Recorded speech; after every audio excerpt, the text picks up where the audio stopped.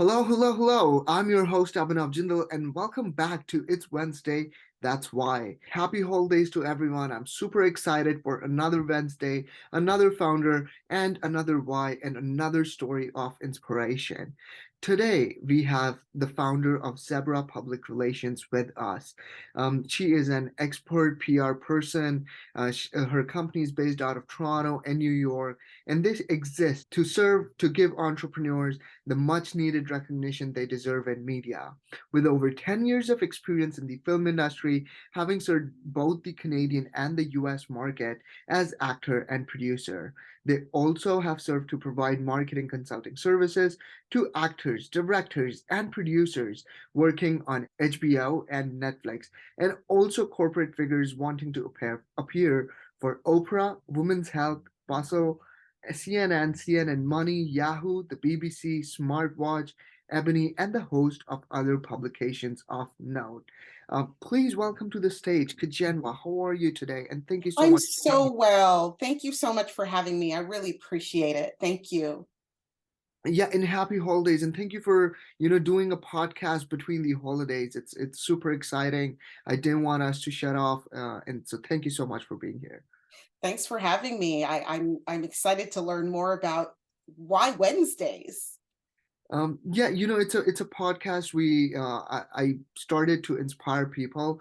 I think as founders we have so many inspiring stories, and there's a different drive that moves us and that drives us to do things and accomplish things out of our comfort zone, out of what we think we believe was possible. And I want to share all those stories with other entrepreneurs out there so they can pick up some inspiration from it and do what they think is outside their comfort zone and outside of what they believe they could do. So that's why we exist, and we're always striving to and trying to share those stories. So Kojenwa, can you, in your own words, give a short intro about what you do? And I know it's super exciting with public relations. I'm from the marketing world, but still public relations seems far-fetched and like an alien word to me. I would love to know what you do. Yeah. So we decided in somewhere around 2008, I completed an MBA in Boston and subsequently Shanghai. And 2008 was the first economic collapse that I'd ever experienced. So many of my colleagues were getting their offer letters rescinded. And I thought, well, why not start now with this idea of creating company, this idea of creating a company and moving forward, pushing the ball on the idea of entrepreneurship, right? Because in every module you learn about accounting, finance, management, soft skills, hard skills, organizational behavior, marketing, and then there's entrepreneurship. And I thought, why don't I pursue the idea of pushing the boundary of entrepreneurship and becoming a publicist, because I come from the world of film and television. And I thought, well, how can I use my skills, combine that with the business edge I have, and create the perfect organization that's going to work for me? I don't want to be bound to a desk or a chair. I want to be bound to where Wi-Fi is. And that's where the idea started to come together. And what inspired you to come up with that idea? So for public relations, it made natural sense. It felt like a natural progression. Ultimately, I had worked in film and TV, both in front and behind the camera. I had worked on productions and with film festivals such as Toronto International Film Festival, Toronto Fashion Week, New York Fashion Week. And so the idea became, how do I get to travel, first of Yeah. all, meet great people, go to the best parties, have a great time, and also, be magnanimous, work in a space where we're showing to the maximum degree what we have going on. So film is the best way to do that. Media is always going to be the best way to do that. You're going to impact more eyeballs, more ears, more mind shares using media. And so because I'd worked in media and I thought I have this business background, why don't I start putting together deals for clients, Hmm. right? Where I would say, I'm going to give you 1 million eyeballs and you're going to give me X amount of dollars. So it became a trade. Yeah. That's cool, and there's so much with PR, and it's always good to travel. Um, what excites you most about the work you're doing with public relations? I think what excites me most, honestly, every time we see a client place in the press, they've done the CNBC interview, they've appeared on Conan O'Brien, they have closed their New York Times placement, they are featured in Forbes. Every time that happens, every time that placement happens, it's like a hit. Like we feel so excited. It's crazy. We're like, oh, they got their placement. We're going to book them for the TV show. You know, there's this connection with media that we have that is so deep that every time we can offer that to our client base, that we can do that for them, it's very exciting. Of course, they're excited, right? Because it's beyond their wildest imagination to be prolific, right? Remember, public relations is the art of goodwill between yourself and all of your constituents, your clients, shareholders, fans, members, customers. All of those people make up your base, right? So you have to foster good relations between the two. Otherwise, you've sort of failed in the role of being prolific, right? Or of um, you know, escalating your public relations efforts, right? How it's an attention economy that we're living in. How much attention do you have? Yes, that is so true. It's that rush of seeing the client succeed that also I'm also very excited about. Okay, we got more results and we're helping them better. Like I'm fairly new to what I do. Like I've been doing this for 3 years, but you have maybe 3 or 4 times the experience of being in the industry than I have, and I'm just curious to know. That is the excitement after 10, 11 years the same every time you see someone succeed. Every time, every single time. And remember, we like to work with those big name placements, right? Because we think in terms of brands. The Yeah. publicist thinks in terms of brands. What are some brands that you can think of right now? Well, Apple. I always Apple, like brand. immediately. You think you say a brand to me, and I'm like Apple. Apple because That's it's it. just so deeply embedded That's in all my it's face. so deeply embedded, right? So, I encourage you guys to try that exercise at home. What brand are you thinking of right now? Sometimes it's Starbucks, sometimes it's McDonald's, sometimes it's Nike, Adidas, whatever is dominant in the media space, that's what we're talking about. And as you look around you, just be aware that everything has been placed based on, you know, the brand dominance, right? Is it an IKEA bed or is it West Elm? Is it, Walmart or is it Target? Yeah. So brands have spent hundreds and millions of dollars to get in front of you. And your job as an entrepreneur is to essentially follow in that vein. What is it that you do that is so important, that feeds society in such a positive way, that benefits other people in such an inspirational way that you can get in front of them on a magnanimous level? That's the game, right? Some crack it, some don't. There's definitely a technique to that. And we feel over the past few years, we've definitely nailed it. When our clients are like taking meetings, at Rockefeller, at the NBC studios, that's when we know, this is where it's at, and that's what it takes. Yes, it is, clearly not easy what you do, like making all those connections, getting the foot in the door, and connecting the right people with the right people where they can both mutually benefit while with partnering up together. I'm curious to learn about a story when, things were not seeming to is easy, and you had to, work off your way to get something done and cross the finish line. Oh man, I mean, it was a big struggle in the beginning. Remember, I had never worked in a PR firm. I think I went to a job interview in New York, and all the PR firms were there interviewing. The lineups were 1 to 2 hours, and then you'd get 5 minutes to pitch your version of what you could do differently inside of that organization. I'm like, oh, I'm not good at this at all.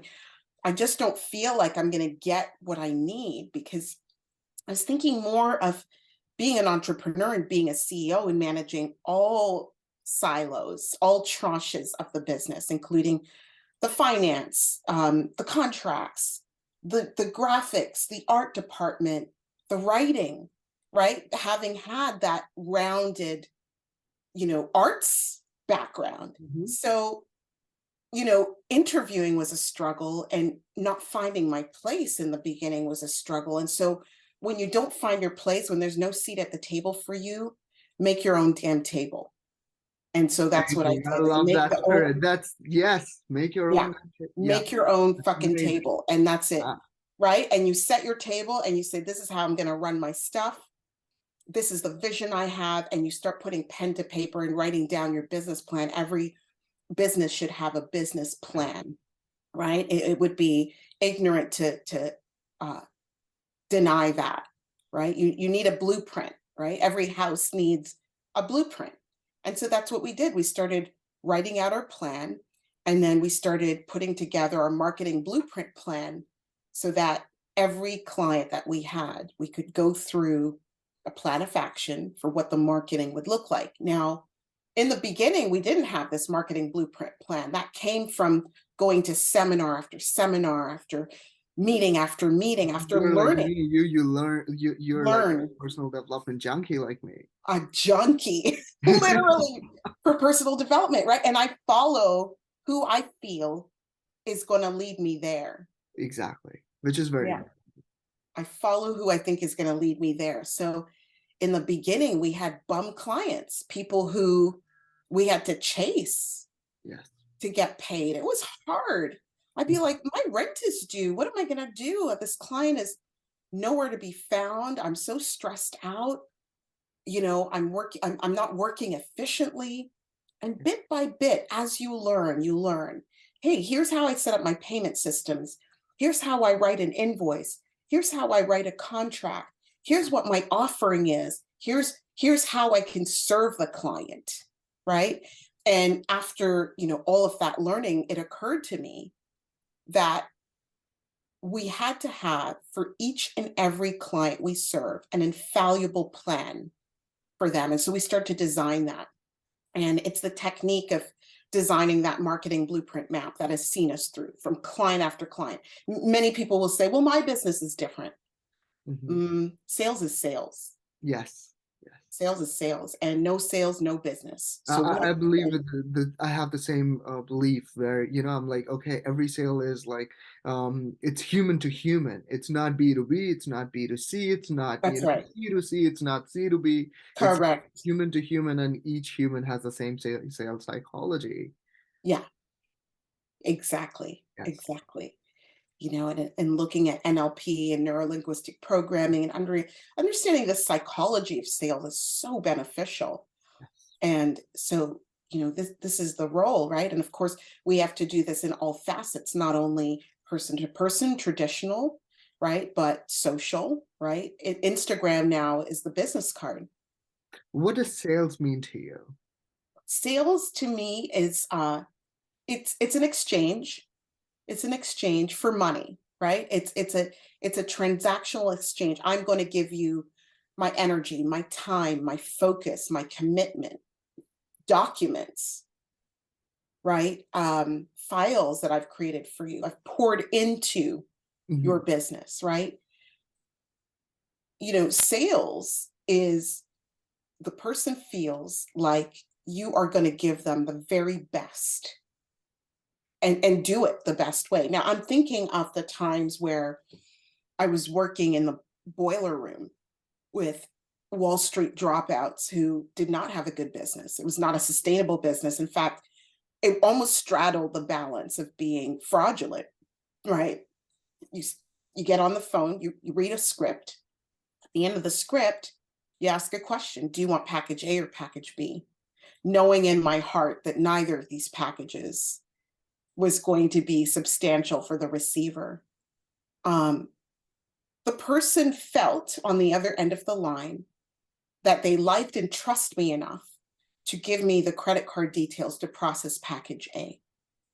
If I'm misaligned with that and I feel, wow, that was pretty good, it's either a numbers game, like if I call 20 people, I will secure 2. So maybe my closing average is 10%. Yeah. But it could also be that my tonality and my timbre and my acting was received by the other person, perceived as such, that they could trust and release those funds. So for me, I'd rather get in line with loving what I do and being so good at what I do, being so practiced and so diligent that there's no disconnect, right? So that when that hit comes, when that $500 payment comes through, that $1,000 payment comes through, that $10,000 payment comes through, we're completely aligned in what the deliverables are going to be, right? And we see these American greed stories where it goes horribly wrong or it's some kind of Ponzi scheme. You've got to be careful as an entrepreneur. You've got to be able to deliver at the end of the day. If you can't do that, it's never going to happen. And you may get sales for the time being, but the longevity of it will never can. Yes. Yeah. 100%.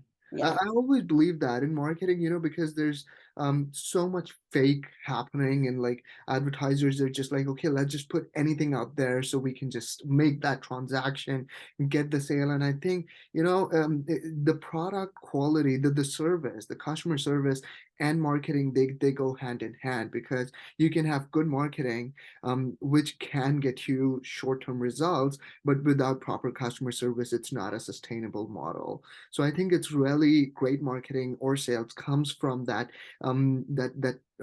really fantastic customer service that is not just till the point of making that sale, but follows through till delivering results and even further after. I think it's about that relationship that goes and truly delivering people what they expected to get from that service or product.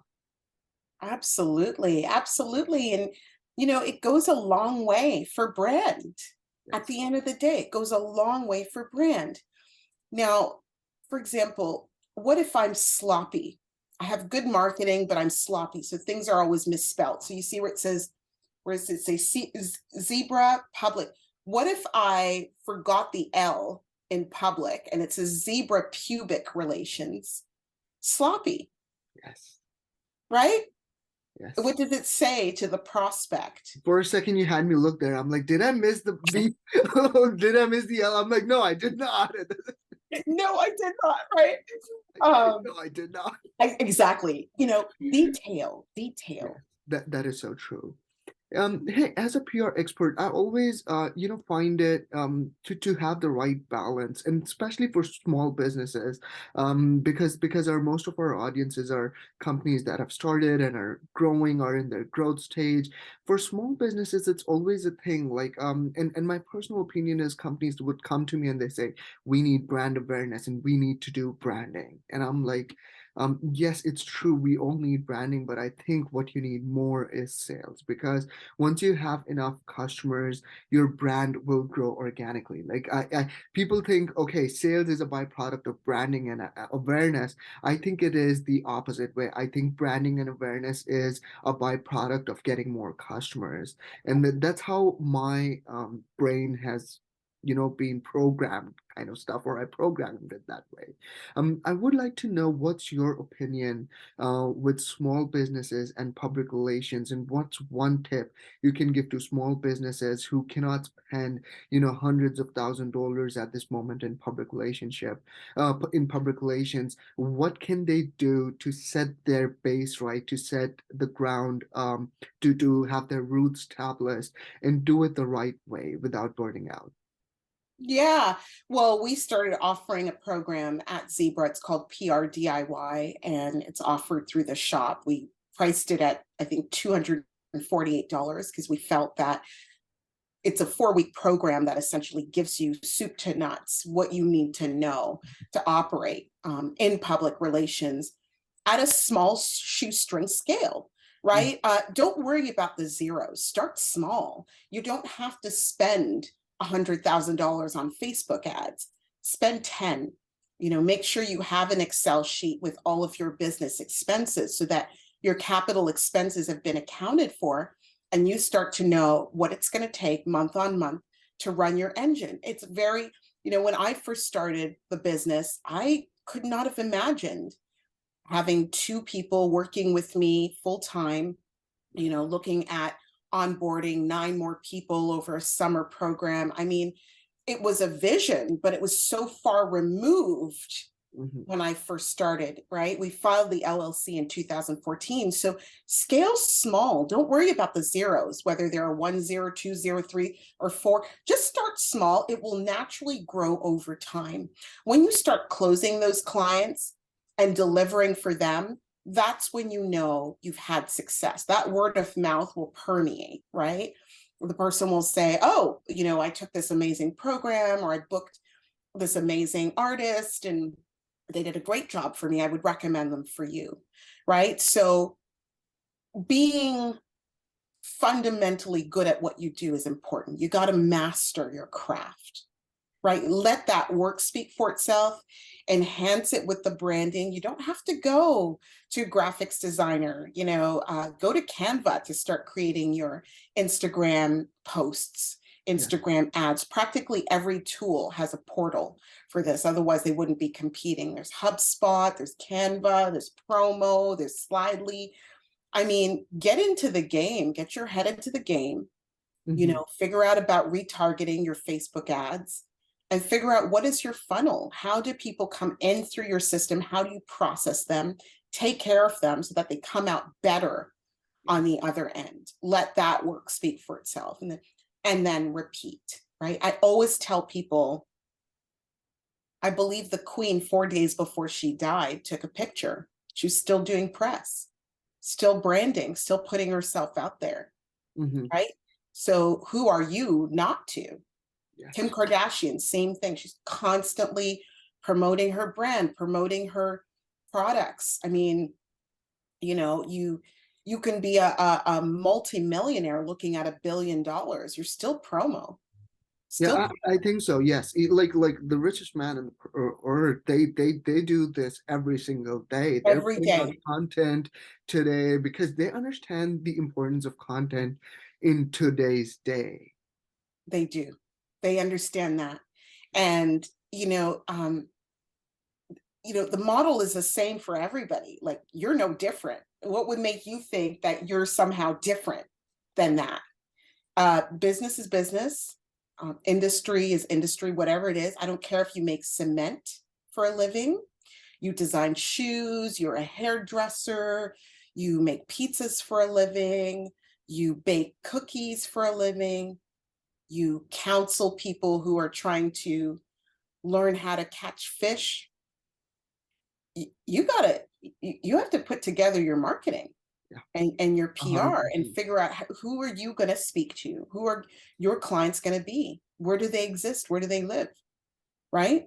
That is and very then you serve them. And then you serve them. So you don't have to do this on a big scale, but definitely an Excel spreadsheet with a general accounting of your capital expenses. Doesn't matter if it's $20 that you've used for your Google ads. Just start. Well, those are great tips, Kojenwa. Thank you so much for being here today with us.